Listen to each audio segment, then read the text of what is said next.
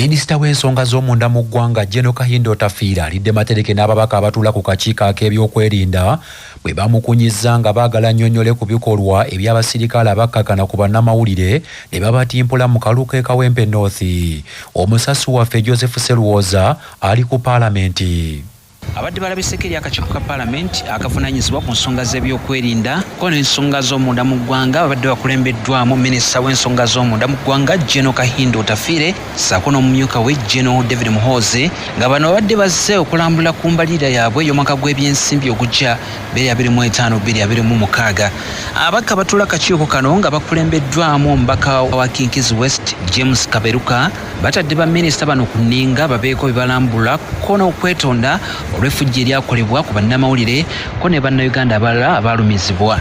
We are to highlight the people that participated in clobbering the people of Uganda. We need to know. We should not rubbish and take this lightly. You have a collective responsibility to answer for the cabinet even when you are okay. Mukwanukula minisita General Kahindo Tafiire yategeezezza nga bw'atayinza kubaako byayanukula olw'effujjo eryakolebwa ebitongole ebirala yadde ng'ekitongole kya poliisi kikyali kikulembeddemu okuyambako akakiiko k'ebyokulonda mu kunyweza ebyokwerinda mu kulonda kuno. I was not available when these Kawempe things were taking place. I was in Zimbabwe. The Honorable Minister of State made a statement which was saying there is a way we operate. We are in charge of the police. Him and I are in charge of the police. We are not answerable for the activities of the Tonton Makut. General Kahindo Tafiire ategeezezza akakiiko nti ensonga zino n'omukulembeze w'eggwanga yazoogerako dda kale nga yo okuvaayo okubaako byanukula kirabanga ekitali kituufu era n'asaba ababaka n'abo bonna baagala okunnyonnyolwa ebibuuzo bye balina babibuuza omukulembeze w'eggwanga.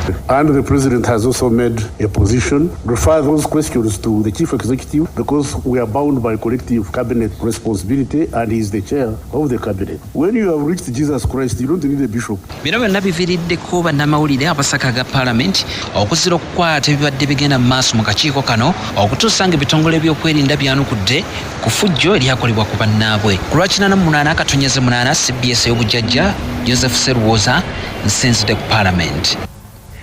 Poliisi mu kibuga Arua etandise okunoonyereza ku nfa y'abadde yinginiya wa disitulikiti ya Madi Okolo Injinia Eric Alumaduli agambibwa okufiira mu loogi.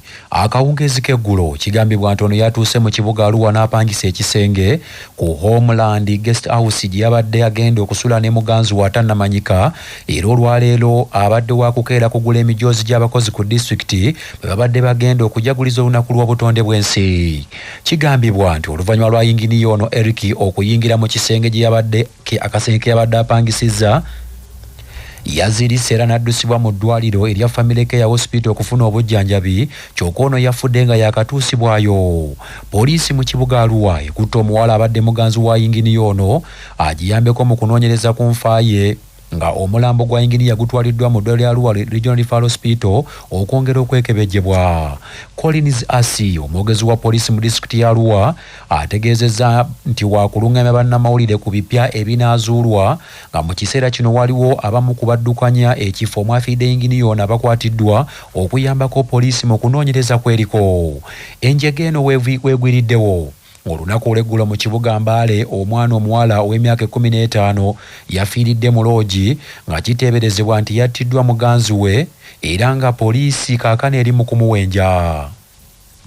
Manya obuvuna obuddo obw'eddembe lyo tonyigirizibwa ddembe lyo ery'obwebange. Ddembe lyakukyusibwako Baluswata Property Consultants batunda ettaka ku nguudo zonna eziyingira n'okufuluma ekibuga va mu by'ettaka lyakulukuta ennyumba ya kyama basange ku ofiisi yaabwe ekyengera opposite Orange City essimu 070480 Omwana ali wakati w'emyaka 12 ne 14 singa aweebwa omulimu omwana oyo takkirizibwa kukola kiro nga munnamateeka Amoza Asekidde bw'annyonnyola. Kimenya amateeka okuwa omwana yenna omulimu ataweza myaka 12 mu kifo kyonna oba mu bizinensi yonna. Wabula omwana singa aba ali wakati w'emyaka 12 ne 14 asobola okuweebwa obulimu obutonotono obutakakaalukanya mubiri gwe ate obutalina kukosa kwe bukola ku bulamu bwe. Era omulimu ogwo gulina okubeera nti gulondoolwa oba gusupervising bw'omuntu omukulu asukka emyaka 18. Wabula mu kukola kw'omwana oyo tekikkirizibwa era kimenya amateeka guli wakati w'essaawa emu ey'ekiro oba ey'akawungeezi okutuuka ku ssaawa emu ey'okumakya. Abakyala mu bibiina by'obufuzi ebyenjawulo ku ludda oluvuganya gavumenti bakungaanidde ku kitebe kya NUP okukuza olunaku lw'abakyala n'okulabula ebitongole ebikuumaddembe okukendeeza ku bukambwe bwe byolesa ku bannansi. Abakyala bano bavudde mu bibiina okubadde FDC, ekisinde ekya PFF, ekibiina kya anti n'ekibiina kya National Unity Platform. Abakyala abeetabye ku mukolo guno batenderezza nnyo bannaabwe olw'obuvumu bwe boolesezza ne basalawo okuyingira ebyobufuzi by'eggwanga Uganda bye balumiriza nti bijjudde okulwanagana n'okutulugunyizibwa. Nze kansala Naitende Bagweti yenze omukyala gwe mwalaba mu Katambi n'ekyemani Matiya Lwanga bw'aleka nga tulwanirira ennyanja yammwe bakadde bange eri yali bbato twalina munene bonna luyimo mbasaba ekintu kimu abakyala tukwatireko abasajja bano bambi bo bakozesa ekibuli naye omukyala bw'okulembera abantu bano abalwanyi bafuna ki? Yes, Speaker olukiiko lwa bakansala ba KCC Ezahala Mala Luyulika agambye nti wadde nga bali bayita mu kusoomoozebwa ng'abakyala olw'abaami baabwe okuwambibwa ne batwalibwa mu makomera, agambye nti bino byonna baasalawo okubigumira tikubanga bayingira ebyobufuzi nga bakimanyi nti bijja kubatuukako. It is ungrateful. We talk about equality. We talk about empowerment. We talk about discovering. We are here as women in NUP. As leaders in NUP, as leaders in the local government, we are leading all of you here, but we are not happy. We would have been here crying, but we do not want to cry again. Obukulembeze bw'ekibiina kya Justice Forum Jema bunaabidde mu maaso abadde okulembera abavubuka mu kibiina kino mu ggwanga Hamuza Mwanje nga bamulanga okulengeza abakulembeze. Ebiro bino Jema yagwamu nabe olw'abamu ku bakulembeze okulumiriza abakulembeze b'ekibiina kyabwe nti basussizza okudibaga emirimu nga waliwo n'abeeyongeza ekisanja. Mu bbaluwa Ssaabawandiisi w'ekibiina kya Jema Muhammad Katerega gy'awandiise alaze nti mu kiseera kino Kasule Hussein yakulira abavubuka ba Jema kaakano nti tebajja kugumiikiriza abantu abayisa amaaso mu bakulembeze baabwe era asabye bannakibiina okuwa abakulembeze ekitiibwa. Wabula Aluna Mwanje agobeddwa agambye nti tagenda kukkiriza kuva mu kibiina tekubanga Jema agirwaniridde nnyo. Bino ebibaluwa ebitambula nga bitugoba mu ofiisi nga bituyimiriza ku mirimu ebyoyogera bweyongezi kutusanyusa nti omulimu gwe twapatana ogw'okwanika nti babadde batwerimbika mu bwerimbisi nga beefuulanga tuzannya tuli mu ttiimu emu tuzannya kujjako Museveni ate nga bo bakuliramu munda. So bino tebitusesa busesa era tubitwalanga just ng'emboozi z'amalwa.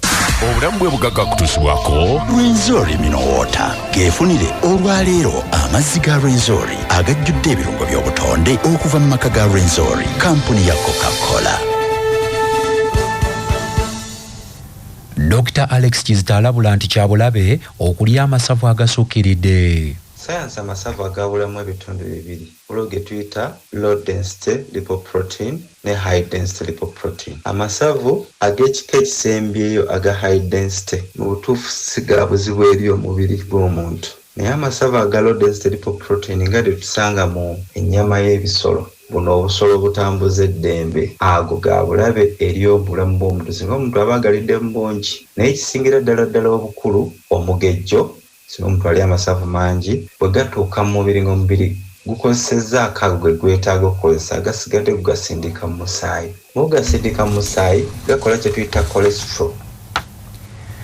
Abakulembeze n'ab'ebyokwerinda mu ggombolola ya Lwengo Lulo mu disitulikiti y'e Lwengo batabuddwa olw'obubbi bw'ebisolo busukkiridde mu kitundu ekyo ng'ababbi kaakano batuuse n'okubba emmwanyi nga bwenyigiramu ne bannansi ba Congo. Ssentebe w'eggombolola ya Lwengo Lulo era nga yakulira ebyokwerinda Kizito Lawrence agambye nti ebisolo ebisinga okubbibwa kuliko embuzi n'embizzi saako abasala amatundu baali mu lujja ne bayoola emmwanyi mu matumbi budde ne bakuuliita nazo.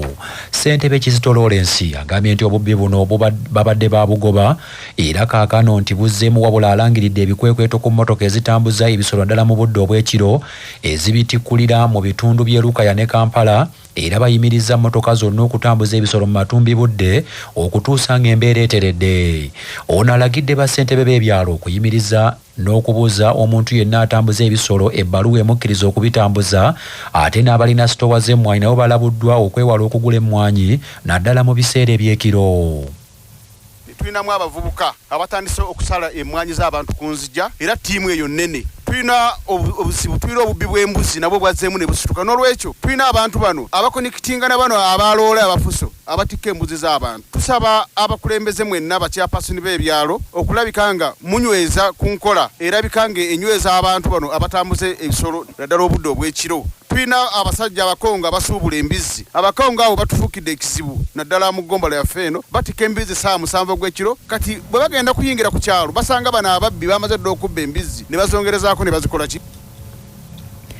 Ye ssentebe w'omuluka gw'Ekito Tamale John Kanagoba ayise bassentebe b'ebyalo okusalira wamu amagezi okulwanyisa obubbi obweyongedde mu kitundu kyabwe. Nange ntuuse omulanga guno eri ssentebe waffe LC3 mukulu Kizito olwanye nnyo ku nsonga y'ababbi, naye ababbi bakyalemeddemu olw'embeera nti ebisolo by'abantu omuli embizzi, emmotoka zitikka embizzi tezirina mabaluwa pameti. Twetaagisa chairman ekintu kino kyongeremu amaanyi nga bw'okirwanako ku olw'ente lwali lukakkanyeeko n'emmwanyi nazo zennyini abantu batandise okunoga obumwanyi bwabwe, naye abantu batandise okuwulula emmwanyi embizzi. Naye nkusaba ssentebe era olangirira ensonga eyo y'emmwanyi embizzi eri abasuubuzi. Abasuubuzi bagenda kugula emmwanyi naye nga bagula emmwanyi bibisi, oli abireeta emmwanyi kiro n'amugulako emmwanyi. Amawulire g'ebyemizannyo mu mawulire gaffe agakya Basafama gakutuusibwako Sedika Real Estate abatunda n'okugula ettaka ku nguudo ez'enjawulo mu Uganda yonna. Basangibwa ku Galuleba Building e Wakiso. Essimu noti 7 noti 2 339 377 nga bali wamu ne Light High School Esseguku Katale. Abeegulidde erinnya mu kuyisiza waggulu abaana mu Arts ne Sciences lyadde ne boarding eri abawala n'abalenzi.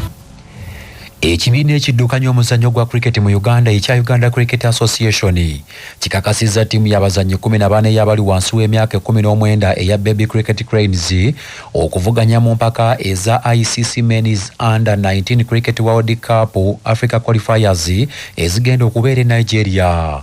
Empaka za ICC Men's Under 19 Cricket World Cup Africa Qualifiers zigenda kuzanyibwa mu kibuga Lagos, Nigeria okuva nga 28 omwezi guno okutuusa nga 6 omwezi ogujja ogwokuna. Uganda Nigeria egenda kuvuganya n'ensi okuli abategesi aba Nigeria, Tanzania, Sierra Leone, Kenya ne Namibia abawangula empaka ezaasembayo ezaali Dar es Salaam mu 2023. Ensi zonna 6 zigenda kuba zirwanira ekifo kimu kyokka okukiika mu mpaka z'ensi yonna eza ICC Men's Under 19 Cricket World Cup ezinaategekebwa mu ggwanga lya Zimbabwe ne Namibia omwaka ogujja.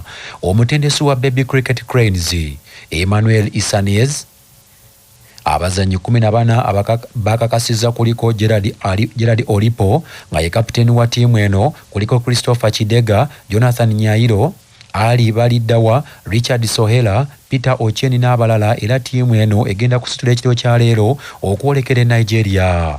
Baby Cricket Cranes yakakiika mu mpaka